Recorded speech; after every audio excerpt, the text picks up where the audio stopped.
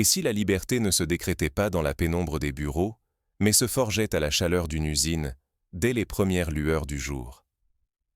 Imaginez un matin à Bobo-Dioulasso, au cœur du Burkina Faso, où chaque rayon de soleil vient révéler une histoire de résistance, de transformation et d'espoir.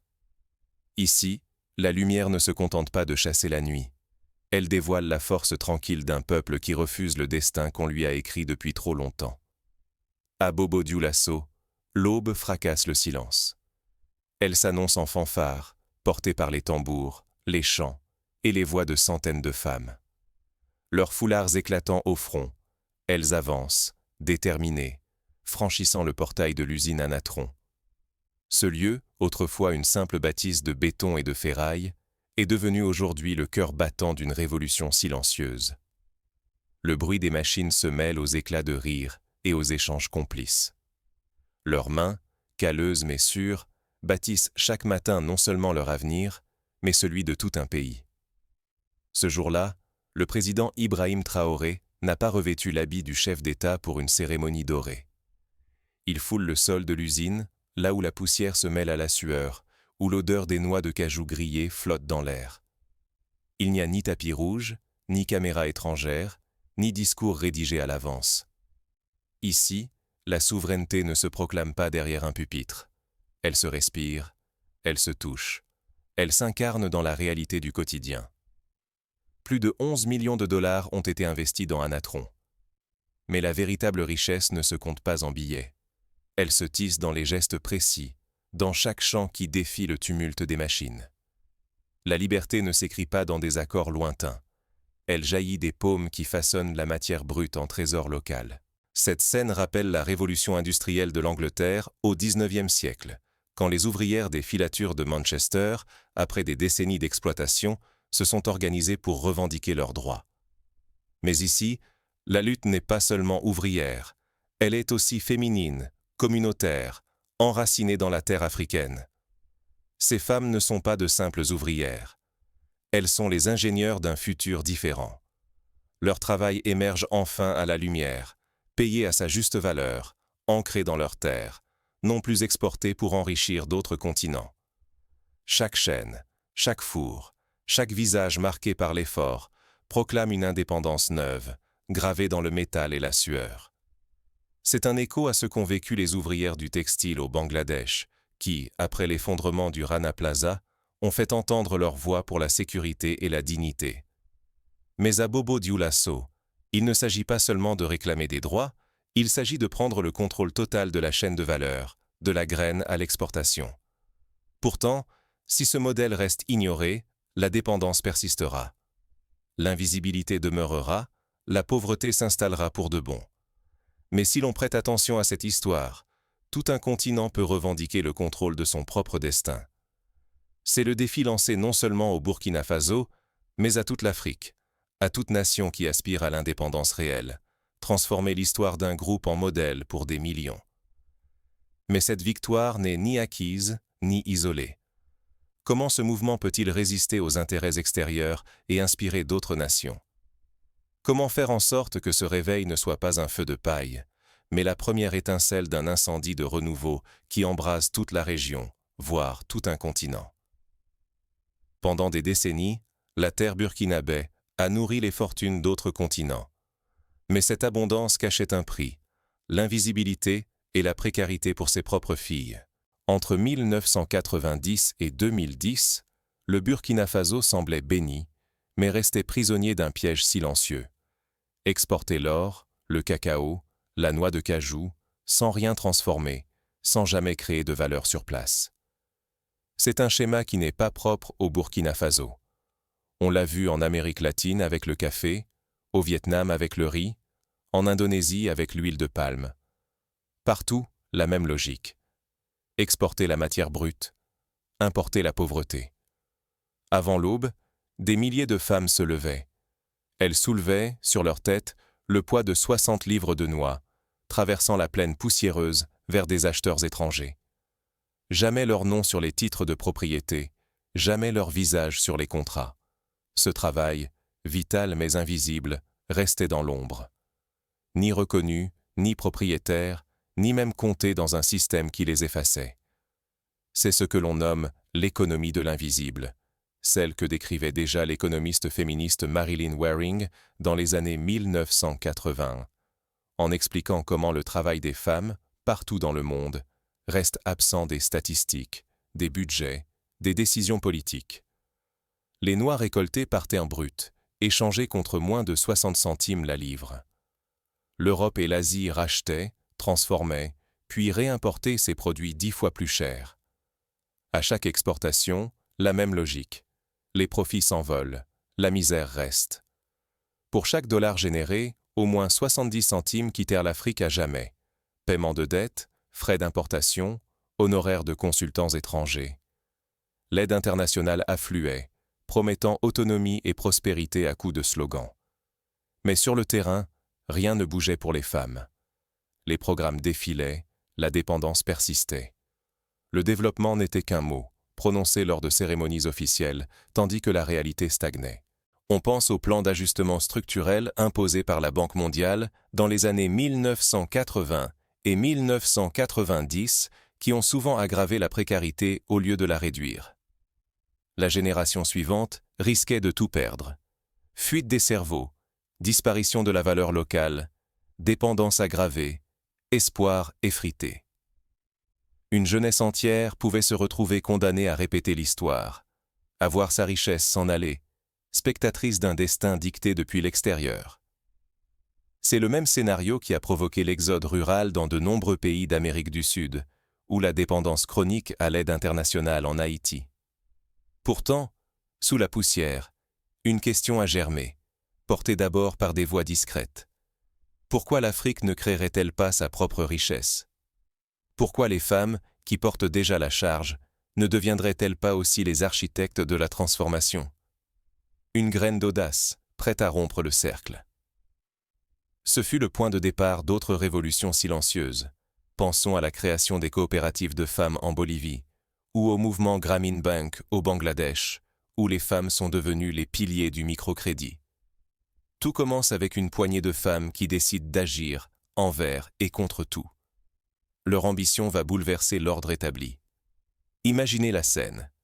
Un matin, une dizaine de femmes se réunissent dans une case de tôle, partagent un thé, puis décident que désormais, elles ne vendront plus leurs noix qu'à un prix équitable. Elles créent une association, négocient directement avec l'usine et forment les premières coopératives. C'est la naissance d'un mouvement qui, de fil en aiguille, va toucher des milliers de vies. À Bobo-Dioulasso, chaque salaire versé devient un acte de résistance discret, bien plus qu'une simple transaction. Dès le lever du jour, un murmure monte autour de l'usine à Natron. 320 000 pieds carrés érigés grâce à plus de 11 millions de dollars investis, où 15 000 tonnes de noix de cajou sont métamorphosées chaque année. Pourtant, derrière l'acier, c'est une révolution intime qui s'opère. Près de 90% des ouvriers sont des femmes, chacune retrouvant la dignité que nul chiffre ne peut résumer. Cette dynamique rappelle le rôle crucial joué par les ouvrières dans l'essor du textile égyptien à la fin du XIXe siècle, quand les femmes se sont appropriées les filatures et ont transformé leurs quartiers en véritables laboratoires sociaux. Hier encore, la plupart vivaient avec moins de 2 dollars quotidiens, invisibles dans la longue chaîne de la pauvreté exportée. Aujourd'hui, le salaire se compte en reconnaissance, en identité, en pouvoir de choisir sa voie. À chaque fiche de paie, une femme cesse d'être spectatrice. Elle devient actrice du progrès de tout un pays. L'usine n'est plus une simple fabrique, mais le foyer d'une fierté partagée. On se rappelle l'impact des ateliers de la Croix-Rouge pendant la Première Guerre mondiale, où les femmes européennes, en travaillant à l'arrière, ont conquis leur autonomie économique et politique. Le président Ibrahim Traoré l'affirme avec force. Voici notre nouvelle déclaration d'indépendance. Car désormais, l'indépendance ne se signe plus sur du papier à l'étranger. Elle se forge ici, dans l'effort commun. L'arithmétique est éloquente. Auparavant, chaque dollar d'exportation de noix brutes laissait filer la richesse. Désormais, chaque dollar investi dans la transformation génère 340 dollars en produits finis, dont 120 dollars irriguant directement l'économie locale. À chaque étape, le Burkina Faso regagne sa souveraineté, reprenant possession de la valeur de sa terre. C'est une révolution comparable à celle opérée en Corée du Sud dans les années 1970, quand la transformation locale du textile, puis de l'électronique, a permis au pays de s'émanciper de la dépendance aux marchés étrangers. 5000 agriculteurs bénéficient à présent de contrats équitables. Ils fixent le prix, choisissent leur avenir, échappent aux marchés volatiles dictés de loin. Les profits ne s'évaporent plus. Ils ruissellent sur les villages, fertilisent les espoirs. Chaque signature, chaque embauche, chaque tonne traitée, c'est une victoire discrète contre la dépendance.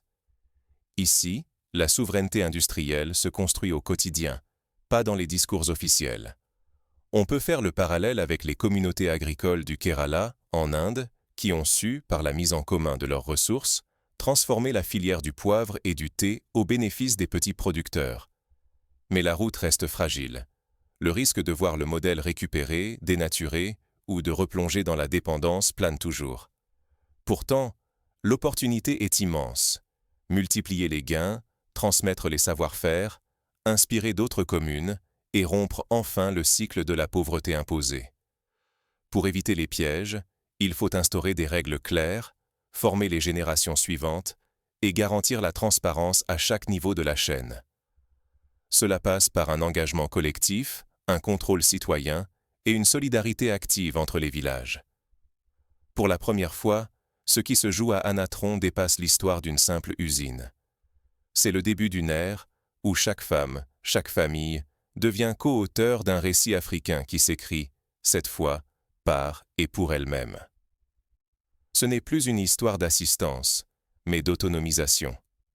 L'exemple d'Anatron pourrait servir de modèle à d'autres industries, cacao en Côte d'Ivoire, coton au Mali, café en Éthiopie. Partout où la matière brute part sans transformation, une révolution similaire pourrait jaillir. Mais l'ombre du doute plane.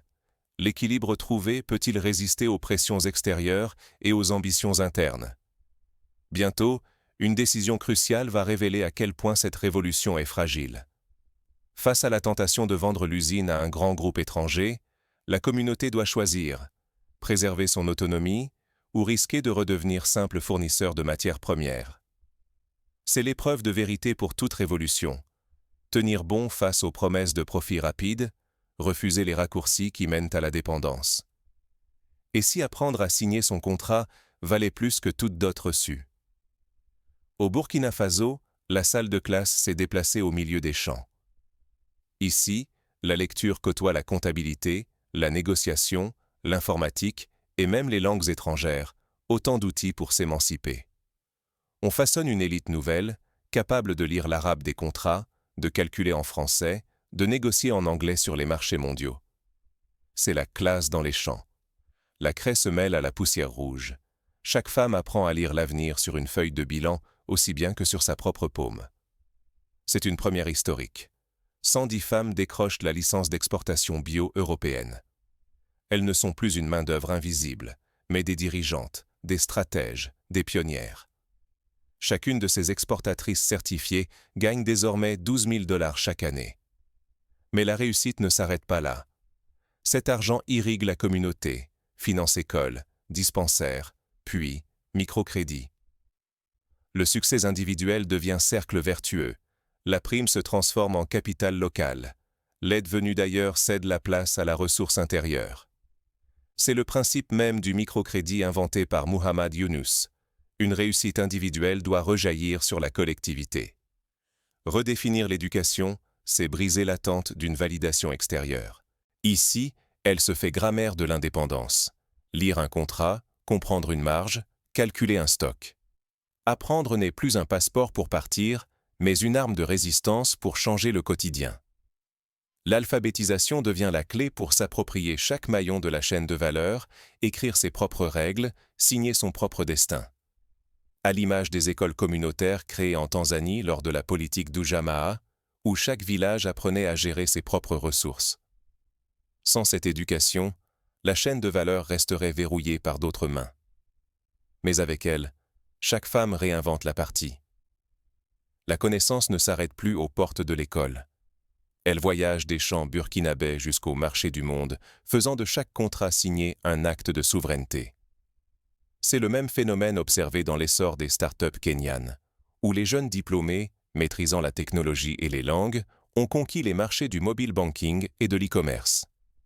La montée en puissance de cette génération bouleverse l'ordre établi. L'apprentissage devient contagieux. Les jeunes filles rêvent d'usines, les mères investissent, les villages s'organisent. Ce n'est plus une économie de survie, mais de transformation. Ici, l'éducation n'est pas simplement une clé, c'est le moteur d'une révolution silencieuse. On n'attend plus la reconnaissance de l'extérieur. On la forge, étape par étape, signature après signature, exportation après exportation. Cette dynamique rappelle la politique de formation tout au long de la vie, adoptée en Finlande, où chaque citoyen, quel que soit son âge, peut reprendre des études et s'adapter aux mutations économiques. C'est ainsi que le Burkina Faso réinvente le progrès. Il ne s'agit plus d'importer la réussite, mais de la cultiver, la négocier, la partager. Ce modèle d'éducation appliquée fait passer la théorie à la pratique, la solidarité à la prospérité. Désormais, la connaissance vaut la terre, le travail ou le capital. Elle devient arme de résistance, monnaie d'échange, code secret transmis de génération en génération. On pense aux sociétés juives de la diaspora, où la transmission du savoir a permis de surmonter toutes les adversités, de génération en génération. Ce qui se joue ici va bien au-delà d'un simple apprentissage. C'est la naissance d'une économie morale. Chaque femme devient actrice, chaque village un centre de formation, chaque contrat une victoire collective. À la manière des kibboutz en Israël, où chaque membre apprend à tout faire, de la gestion à l'agriculture, pour garantir l'autonomie du groupe.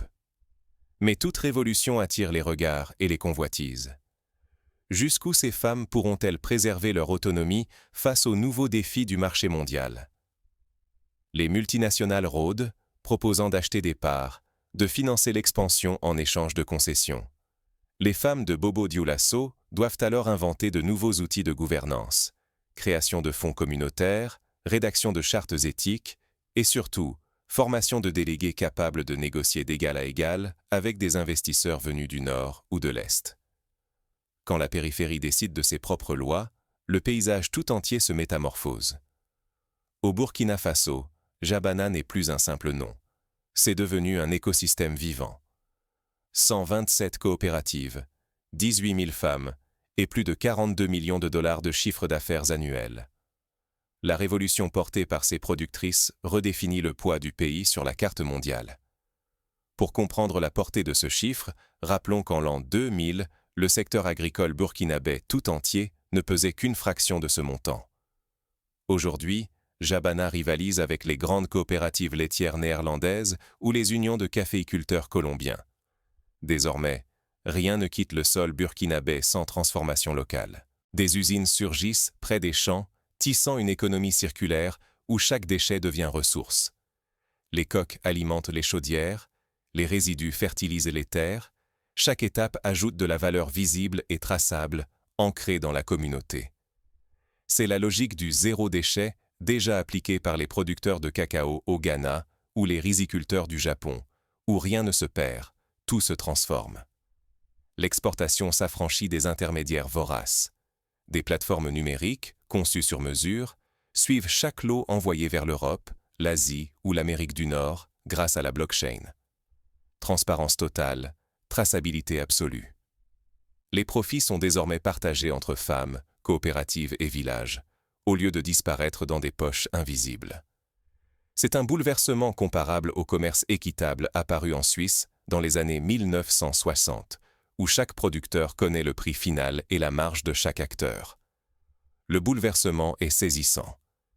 Chaque dollar investi dans Jabana crée près de 5 dollars de richesse locale, irrigue écoles, dispensaires, projets agricoles. L'exode rural ralentit, l'avenir se dessine sur place et une nouvelle génération d'entrepreneurs prend racine. C'est l'inverse de ce qui s'est passé au Mexique après l'ALENA, où l'ouverture totale des frontières a déstructuré des filières entières. Le modèle Jabana franchit les frontières. Ghana, Côte d'Ivoire, Mali, Niger. Partout, des délégations observent, apprennent, adaptent.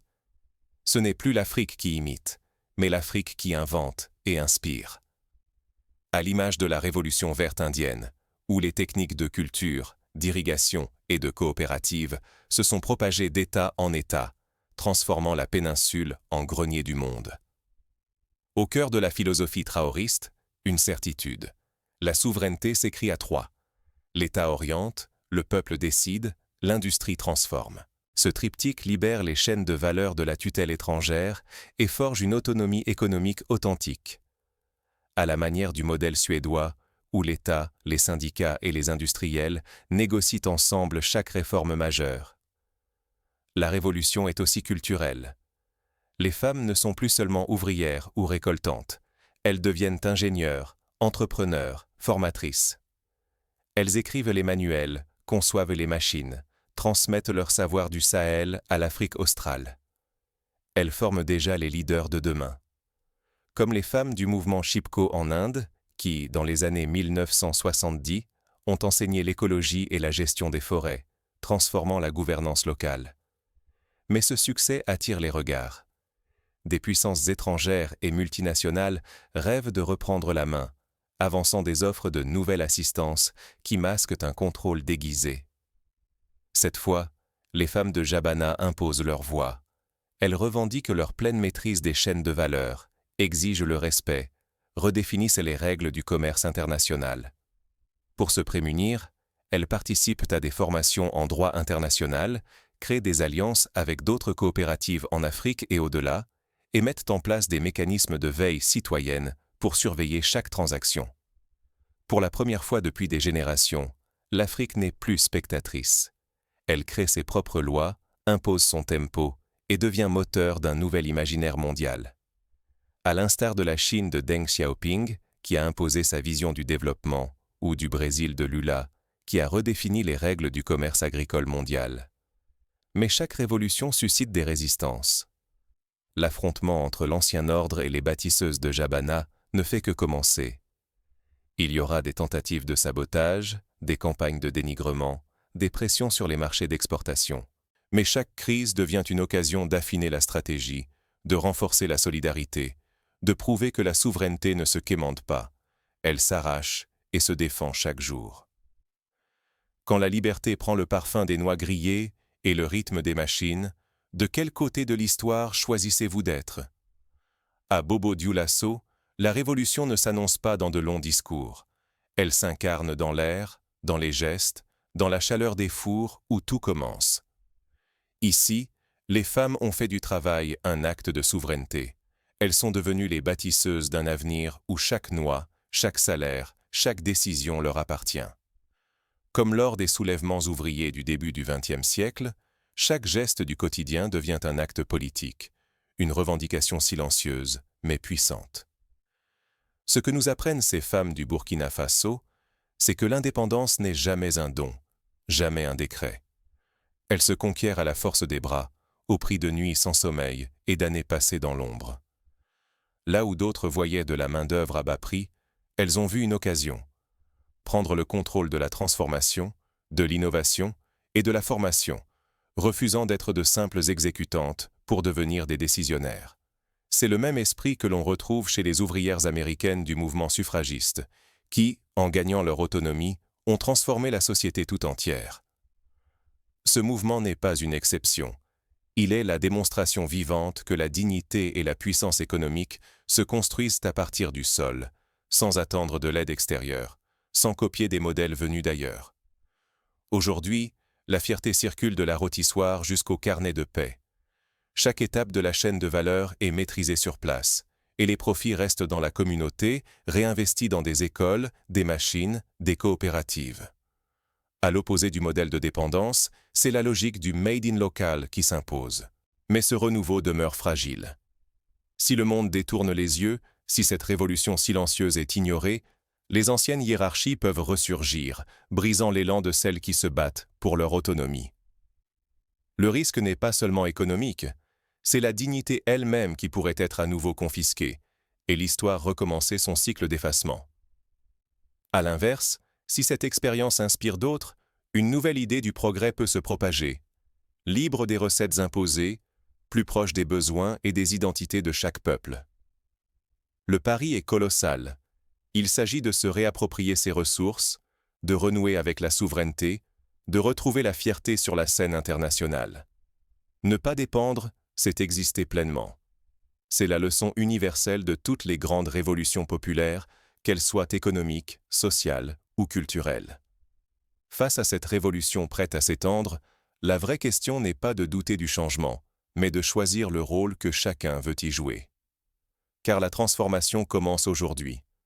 Dans chaque choix quotidien, dans le courage de refuser le statu quo, dans la volonté de bâtir une économie qui récompense enfin ceux qui créent la richesse.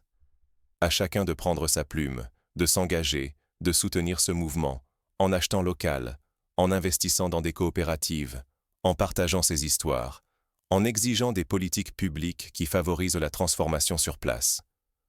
Entre la brume des vieilles dépendances et la lumière de l'autonomie, il faut décider où écrire son nom.